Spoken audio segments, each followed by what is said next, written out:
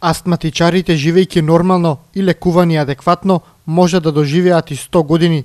Ова на пациентите им го порача познатиот доктор-пулмолог Ангелко Ѓорчев, кој секој трет четврток во месецот доаѓа на прегледи во општата болница во Велес, како дел од проектот на Министерството Дисперзирани лекари. Македонија има многу развиена здравствена служба во оваа област, смета Ѓорчев. Државата е трета во светски рамки по Велика Британија и Соединетите Американски држави, која има национална програма за борба против астма, а резултат на истата е фактот дека последниот смртен случај е предизвикан пред 29 години. Сите тие превентивни мерки сме ги презеле во оваа област, така што она што го реков на почетокот, ние немаме смртни случаи од астма од 86-та година, на што можат да ни позавидат и многу поразвиени земји од нашата земја. Во здравствените институции во земјава унифицирани се диагностичките постапки и терапии за лекување на астма. Од неодамна и сите лекови за оваа болест се ставени на позитивна листа на фондот, па може да се купат за многу пониска цена од претходно. А она што е најважната работа, тоа е дека лековите се достапни и ефтини. Не се 100 евра, како понапред, туку се само 200 и нешто денари. Денеска, што е навистина еден извонреден придонес на Министерството за здравство, нели, и на тие ентузијасти кои што го сватиле значењето на превенцијата на оваа болест. Непрекината кашлица, гушење, свирење во градите, тоа се најчести симптоми на астмата. Најмногу се појавуваат навечер, рано наутро или при промена на временските услови. Болеста може да се јави кај сите граѓани без разлика на возраста. Откај децата, каде што доминира алергичната астма, да кај возрастните, така наречена интризична астма после 30-та година, а кај 2% од популацијата се јавува и после 60-та година.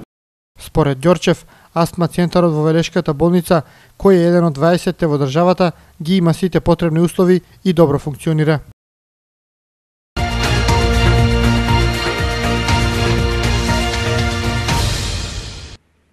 Нема да се кампува покрај езерото Младост оваа сезона. Од локалната самоуправа на Велес велат дека поголем дел од просторот над патот веќе има сопственици и се очекува за кратко да почнат градежните работи. Ќе се градат хотели и мотели. Сепак од општина Велес велат дека езерото нуди можности за дневен престој. Долгорочно кампување нема да има моментов. Знаете дека дел од парцелите се продаде. Езерото го нуди она што го нуди секое природно езеро, значи имаме и доволен број на капацитети во сегмент на посета, сместување, користење на дневни плажи и сето она што е потребно за туризмот. Во тек е јавен оглас за продажба на уште 2 парцели покрај Младост. На нив е предвидено да се градат хотелски комплекси. Јавниот повик е објавен вчера и ќе трае 1 месец. Се нудат 2 парцели со големина од 5 и 10.000 метри квадратни. Почетната цена за квадратен метар изнесува 283 денари. Според урбанистичкиот план, објектите ќе имаат 3 ката и приземје. Скоро ќе го објавиме и продажбата на 43-те локации што ни се во продолжение на населбата предвидени, така да чинам дека дневните посетители со задоволство можат да присуствуваат во сегментот на користењето на околината на езерото Младост. На почетокот на година во општината продаде 4 парцели покрај Младост. Сите се за изградба на мотели. Сега инвеститорите имаат рок од 1 година да ги извадат потребните градежни дозволи.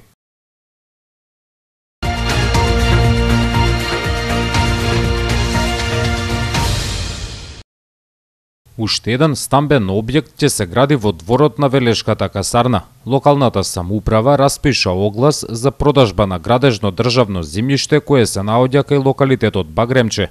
Се нуди парцела од над 6000 метри квадратни. Половина од просторот е предвидено да зафаќа стамбениот објект. Според огласот за продажба на парцелата, зградата треба да има 6 ката и висина од 21 метар. Објектот е предвидено да има вкупна површина од над 20.000 метри квадратни.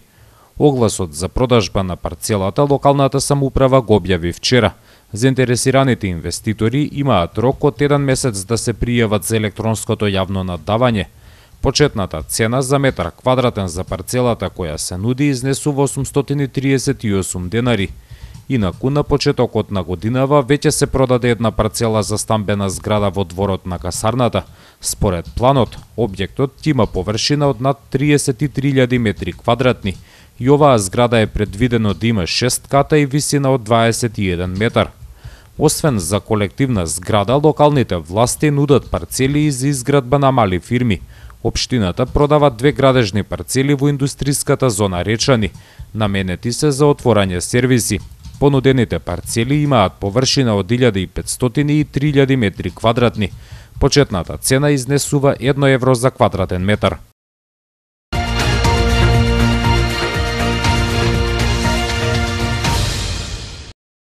Убедлива победа за кошаркарите на Борец Баскет против екипата на Шкупи во заостанатиот надпревар во рамки на втората лига.